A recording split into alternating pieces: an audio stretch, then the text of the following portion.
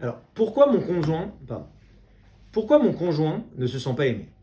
Alors, c'est une question qui revient souvent. J'ai un exemple là tout frais de David et Meghan. C'est un petit couple de lions, très mignon. David est un avraire kollel, donc il étudie la Torah. Et il étudie la Torah toute la journée. Il a appris de ses maîtres, de ses rabbinim, que le plus important, c'est d'honorer sa femme, de la complimenter, d'être mévater. Ça veut dire quoi?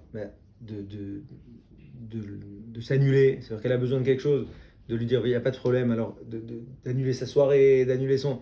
De se faire petit pour elle. D'accord? Et là, en fait, ils viennent, et Meghan, elle est professeure de mathématiques. Ils viennent les deux, et on voit que David, vraiment, il prend à la lettre, il fait hyper attention à sa femme. Et lors du premier rendez-vous, elle me dit, alors qu'ils ont 10 ans de mariage, en fait, moi, vous ne comprenez pas, j'ai l'impression de vivre avec un colocataire. Alors je dis vraiment un colocataire. Je sais pas, il vous écoute, ah oui, il m'écoute, il est là, etc. Mais il m'apporte rien. Je dis comment ça, il vous apporte rien? Et il m'apporte rien. Et en fait, là, c'était extrêmement intéressant. C'est que il faut comprendre que chacun, il a un besoin émotionnel, il a un besoin affectif et il a un besoin d'être aimé. Le problème, c'est que ce besoin d'être aimé, c'est pas du tout un besoin uniforme. D'accord? C'est-à-dire que chacun a un type de besoin d'être aimé. Alors, il y a un professeur qui s'appelle Chapman qui a formalisé ça selon 5 grands langages, 5 formes d'amour qui peuvent parler à chacun.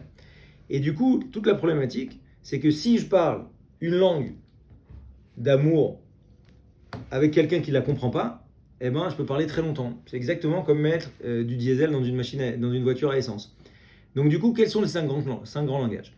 Premier langage, il n'y a pas d'ordre d'importance. Hein. Mais en gros, après avoir analysé des milliers de couples, il est arrivé à 5 grands types d'amour, 5 grandes façons de se sentir aimé.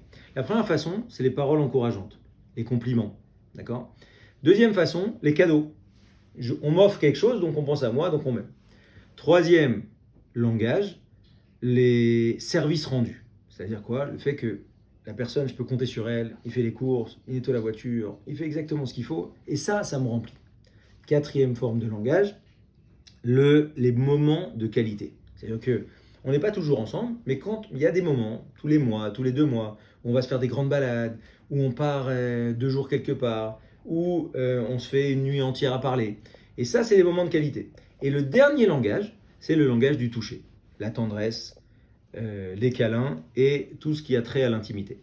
Donc en fait, toute la problématique, c'est avant tout de comprendre quels sont les langages d'amour parlés par son épouse, par son époux.